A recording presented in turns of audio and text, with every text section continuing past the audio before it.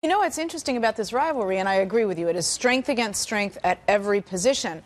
The nation is abuzz that this is the best rivalry in football. In the scheme of life, it wasn't that long ago that Seattle was in the AFC West. No, Seattle was in the AFC West. Yeah, good point. That wasn't a rivalry until relatively recently. I think that's interesting. It's funny because speaking of that, I had Steve Largent on the radio show this week, and the conversation that we hit going back to his days, it was so different in terms of just logistics of divisions. You're right. I'll tell you why this is number one for me. There's a high level of sustainability. Yeah. Yep. And what would be really, not tricky, but I get disappointing, is if it was a 1 or 2 year window and then it kind of fizzles out. Right. But for all the reasons you said, it's going to sustain itself if guys stay healthy, 4 or 5 years, which is phenomenal. We talk about sustainability, and I was asked recently about a certain team. Are they built for sustained success?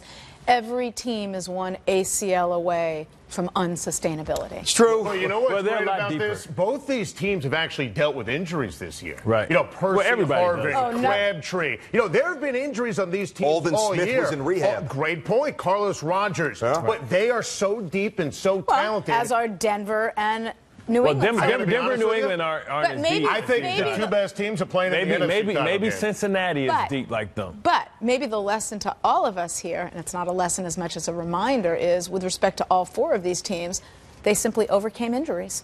You know what's crazy about? Go ahead, Bart. Everybody overcomes injury. What's great is some better than others. It wasn't too long ago when we were talking about this division as the worst division in football. Yep. But what happened is they were patient and they built through the draft. That way they can last because they didn't go and spend big splashes on free agents. Bingo. So they can last. Well, their quarterbacks are making peanuts. Right. That's going to change. Well, when that changes, it's over with. And by the way, both of those men, Kaepernick 1 year ahead of Wilson, great way to throw this over to Allie, who can take charge of this discussion. Yeah. What do you do when you got to pay Kaepernick and you got to pay Wilson? Who wins? That's what I said on my radio show. Whoever wins the Super Bowl, if it's one of these young guys, actually loses because they're going to be cashing that lotto ticket. Like Flacco. Let's end it.